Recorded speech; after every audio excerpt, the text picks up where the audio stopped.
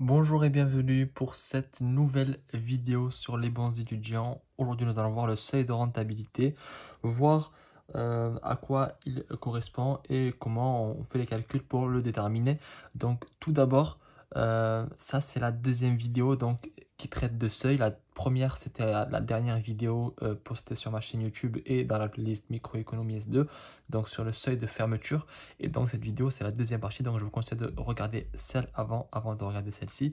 Donc le seuil de rentabilité, c'est quoi? À long terme, il n'y a plus de coût fixe comme on l'a déterminé, car tous les inputs deviennent variables.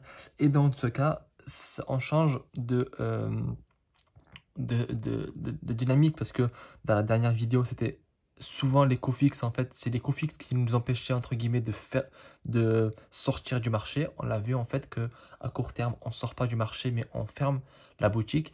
Mais à long terme, c'est soit on est rentable, soit on sort du marché. Et là, vu qu'il n'y a plus de coûts fixes, justement, on va pouvoir travailler sur ça. Avant de commencer cette vidéo sur le seuil de rentabilité, je vous rappelle comme d'habitude qu'il y a en description plusieurs liens, plusieurs bons plans pour que vous, en tant qu'étudiant, vous puissiez gagner de l'argent. Il y a deux liens qui vous permettent d'avoir une rémunération tous les mois en travaillant sur Internet. Et il y a le lien d'une application qui vous permet de récupérer une partie de l'argent que vous dépensez en ligne. Le lien de cette application est en description.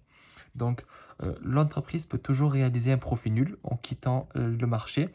Le profit qu'elle réalise à l'équilibre à long terme doit être soit supérieur, soit égal à zéro. À long terme, soit votre entreprise ne fait pas de profit, soit elle en fait. Mais si son profit est négatif, dans ce cas, elle devra quitter le marché parce que vous perdez de l'argent. Il n'est plus question de fermeture à long terme, soit l'entreprise est rentable, soit elle quitte le marché. Donc ça, c'est ce que je disais, c'est ça, vous êtes rentable, soit vous quittez le marché. La firme a intérêt à quitter le marché dès que le profit, quand vous produisez rien du tout, donc votre profit, quand on produit rien, c'est quoi? C'est zéro. Donc si votre profit optimal est inférieur au profit quand vous ne produisez pas, dans ce cas, il vaut mieux ne rien produire et donc sortir du marché. Avec le profit, lorsque Y étoile, c'est quoi? C'est le profit en fait pour la combinaison optimale d'output. Donc c'est la recette, donc c'est P fois Y. P c'est le prix de l'output.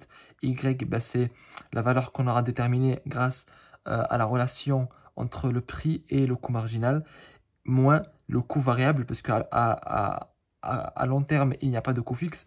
Donc c'est uniquement le coût variable. Le coût variable en fait c'est le coût total. Donc, c'est le coût variable pour Y étoile. Donc, on fait recette moins coût. Et ça revient à dire quoi? Ça revient à dire en fait que, là, j'ai précisé en fait que le coût variable de Y étoile, c'est le coût total de Y étoile. Car il n'y a plus de coût fixe. Donc, ça, je l'ai rappelé. Mais je vous ai dit en fait que vu qu'à long terme, il n'y a plus de coût fixe, le coût total, c'est uniquement le coût variable. Donc, on trouve en fait, en isolant le P, que le prix doit être pour la firme a intérêt à quitter le marché en fait dès que le profit que vous produisez rien est plus grand que le profit quand vous produisez avec votre quantité optimale. Donc l'entreprise devra quitter le marché si le prix est inférieur au coût moyen. C'est-à-dire ici c'est le coût moyen, le coût total divisé par Y c'est le coût moyen. Si le prix est inférieur au coût moyen, donc le prix de l'output est inférieur au prix moyen, au coût moyen, donc l'entreprise devra quitter le marché parce qu'elle ne sera pas rentable. La firme, donc, elle est rentable à l'inverse si le prix est supérieur au coût moyen, et donc ça veut dire que le profit pour Y étoile est soit supérieur, soit égal à 0. Donc, le seuil de rentabilité, c'est le niveau de production minimum à partir duquel l'activité d'une entreprise devient rentable. Donc ça, c'est la définition du seuil de rentabilité. Maintenant, ce qu'on va faire, c'est qu'on va directement passer au calcul du seuil de rentabilité. Donc, on a P, soit P égale à 3. Donc, on reprend le même exemple que dans la dernière vidéo sur le seuil de fermeture, sauf que cette fois-ci, il n'y a pas de coût fixe. La première étape, c'est de calculer le coût marginal. Donc, le coût marginal, c'est quoi? C'est 3 fois Y au carré, moins 6Y plus 3. C'est tout simplement la dérivée du coût variable en fonction de Y, du coût variable ou du coût total. Parce que là, j'ai écrit coût variable, mais ça peut être, on pouvait écrire coût total, puisque je vous ai dit que le coût variable et le coût total étaient équivalents à long terme. Parce que je vous rappelle que là, on est dans un contexte de long terme. Donc, le coût variable, c'est le coût total. Donc, quand on dérive le coût variable là, ici, y puissance 3, bah, ça va devenir 3y puissance 2 parce que la puissance 3 passe devant et la puissance perd un degré. Donc j'ai 3y au carré. Ici, pareil, donc le 2 passe devant, donc j'ai 6y. Et ici, le 2 perd un degré, donc ça me fait 6y.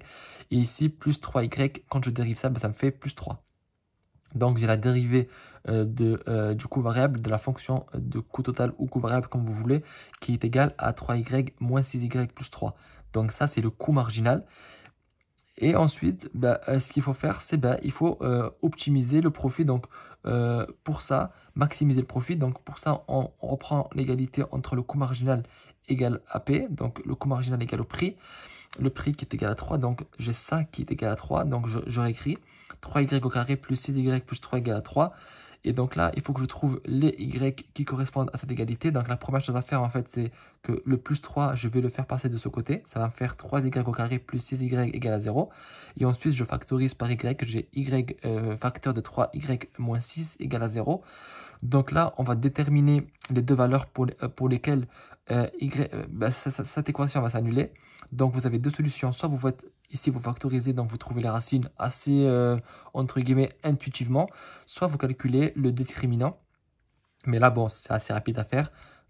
C'est que quand est-ce que cette équation est égale à 0, c'est soit quand y égale à 0, donc ça c'est y1, soit lorsque y égale à quoi? Égale à 2, parce que 3 fois 2, ça fait 6, moins 6, ça fait 0, donc y égale à 2. Donc là, j'ai trouvé mes deux racines, donc y1 égale à 0 et y2 égale à 0. Et là, ce qu'il faut faire, en fait, c'est calculer le profit avec ma quantité d'output optimale, donc lorsque j'ai maximisé le profit. Donc, la fonction de profit, c'est tout simplement la recette moins le coût. La recette, c'est le prix fois ma quantité optimale, donc ça va être 2, et moins le coût, donc je remplace y à chaque fois par 2, ici et ici. Donc on va le faire, donc on va remplacer tout simplement les y et le p par les valeurs qu'on a ici. Donc ça me fait 3 fois 2, ça me fait 6, moins quoi? 6 moins 2 au cube, donc 2 puissance 3, moins 3 fois 2 puissance 2, plus 3 fois 2. Donc ça, vous faites le calcul. Ça fait 6 moins 2 puissance 3, ça fait 8. Moins 3 fois 2 puissance 2, ça fait 12. 8 moins 12, ça fait moins 4. Moins 4, ça fait 8. Moins 12, ça me fait moins 4. Plus 6, ça me fait 2, pas 4. Je me demande pourquoi j'ai écrit 4. Alors, on refait le calcul si jamais je me suis trompé. Donc ça me fait 6.